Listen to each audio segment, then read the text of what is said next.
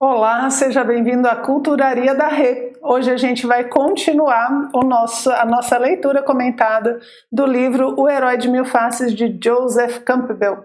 A gente já passou da metade do livro aqui e hoje a gente vai falar sobre o capítulo 1 da segunda parte do livro, Emanações, e o subtópico é da psicologia à metafísica. Para quem está nessa mesma edição aqui, é a página 251. E é interessante porque o Campbell vai fazer alguns comentários em relação a uma ideia muito comum que as pessoas têm de que os mitos surgem do inconsciente, que os mitos seriam uma construção do inconsciente humano. E por que a gente tem essa impressão muitas vezes? Porque a estrutura mítica utilizada pelos sonhos é a mesma utilizada nos mitos. Então é muito comum a gente, sabendo interpretar alguns mitos, a gente saber interpretar alguns sonhos. Então trabalhos como de Jung, principalmente, aí Freud e tantos outros, vão ver nos sonhos uma estrutura mítica que representa a forma, a dinâmica do inconsciente da pessoa. É uma das chaves de interpretação. O Campbell, até em outra obra, ele comenta, de que o mito pode ser interpretado de diversas formas. Só que hoje em dia, o mais comum é que a psicologia seja utilizada para esse tipo de interpretação. Mas a gente podia usar matemática, a gente podia usar física, podia usar astronomia, podia usar outras ciências. Só que hoje em dia, com o desenvolvimento da psicologia e tantos trabalhos feitos nesse sentido, acabou se popularizando a interpretação psicológica dos mitos, que, veja, não é um erro, mas é uma limitação. Por quê? Campbell fala que o mito é muito mais do que isso, que ele realmente tem essa correspondência com o inconsciente, com os sonhos, mas não é feito para isso. O mito ele não é feito para você interpretar seus sonhos, digamos assim. Ele é feito para você entender o mundo, entender o universo. E como você está no meio do universo, ele serve para entender seus sonhos também.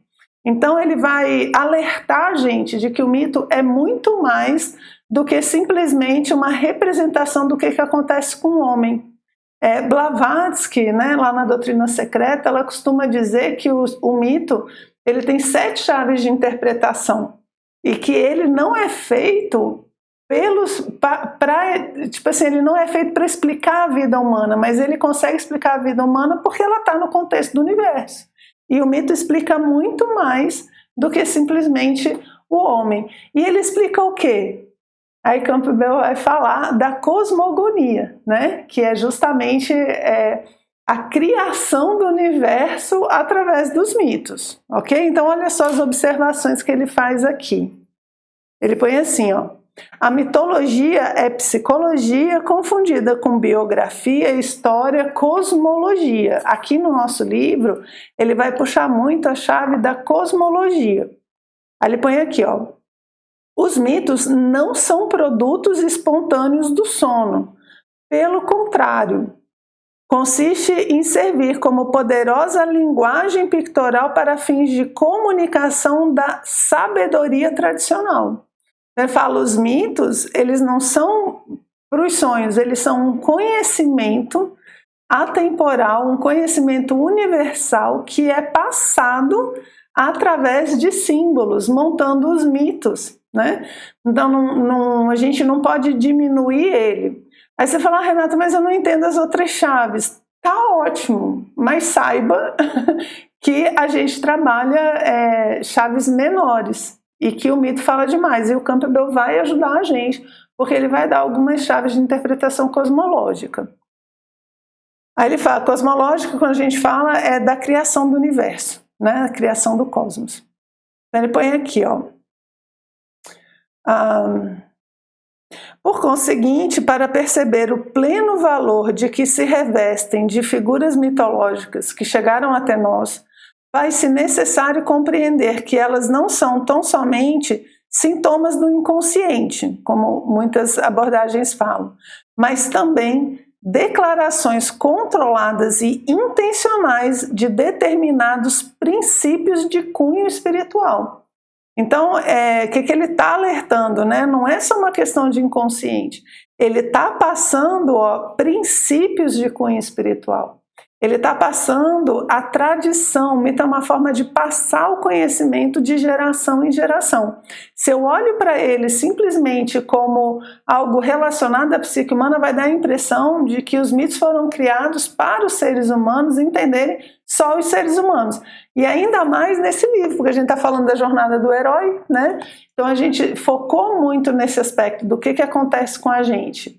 Agora, o conhecimento que o herói vai ter, no final, não é só o conhecimento sobre sua psique. Ele vai ter o conhecimento sobre a sua psique, ele vai controlar, ele vai passar as provas para quê? Para entender o universo.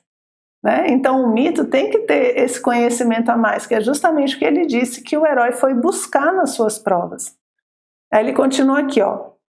A função do ritual e do mito consiste em possibilitar e facilitar o salto por analogia entre a vida cotidiana e o místico, o mítico, o espiritual. Ó.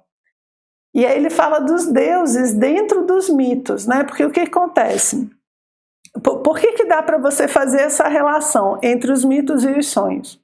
Ele vai falar que o mito é montado de uma forma específica para colocar em movimento a nossa vida psicológica para você poder conhecer os mistérios do universo. Não, então olha só que legal. Então assim, as figuras que estão lá no mito, elas têm uma função de despertar coisas em você que permita que você entenda coisas na natureza. Por isso que ele dá essa equivalência, né, esse par e passo aí, junto com a parte dos sonhos e do inconsciente. Por quê? Porque para que a gente possa entender o universo, a nossa psique tem que entrar em movimento. E aí ele vai falar que a figura dos deuses, por exemplo, elas são para fazer algo similar a isso. Olha como ele põe, ó. Os deuses, né, são símbolos destinados a despertar e pôr a mente em movimento, bem como a chamá-la a ir ao seu encontro.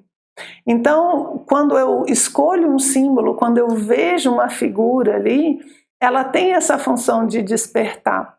Então, ela é um meio, né? Ela é uma ferramenta utilizada justamente para que eu possa entrar em movimento com a minha psique e compreender as coisas. Então, veja a profundidade que ele está colocando. Aí quem diz que mitologia, né, mito é história para criança, então é uma história muito doida, sem pé nem cabeça, está perdendo a chance de se aprofundar numa coisa fabulosa, que é justamente as leis da natureza. Né? Aí ele vai pôr aqui, ó. Aí temos o grande tema, ele vai falar então qual é o grande tema da mitologia, já que não é a psique humana.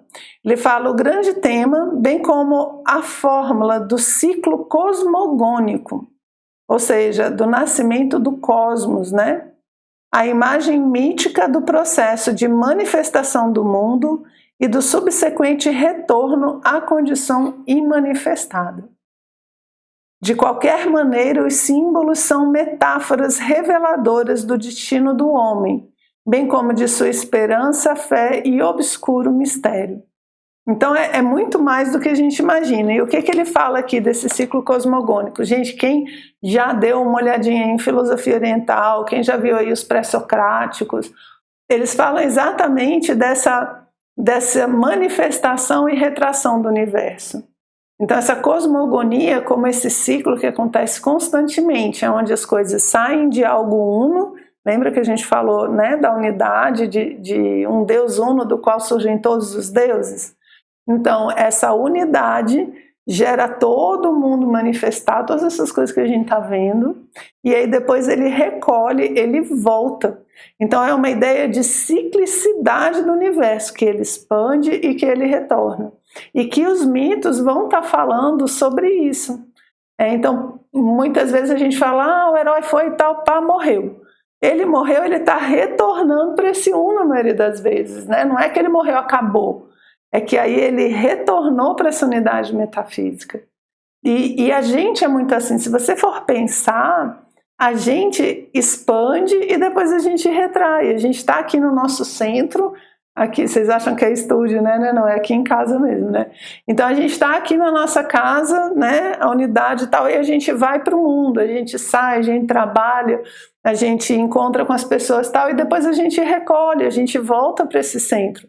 Então a gente faz esse processo de expansão e retração de várias maneiras, de várias formas, né? Esse pessoal que eu digo que vai para a rua e encontra pessoas é quem não trabalha no digital, tá, gente? Quem trabalha no digital vê mais câmera do que pessoas aqui. Não, brincadeira, tá? Brincadeira. Eu queria só mostrar para vocês que essa expansão e retração, ela não é só uma questão do cosmos, né? A gente tem isso, os nossos ciclos têm isso, a natureza tem isso, né? Se você mora num lugar onde as estações são bem certinhas, você vai notar que no inverno você recolhe, né? E no verão, primavera, você expande.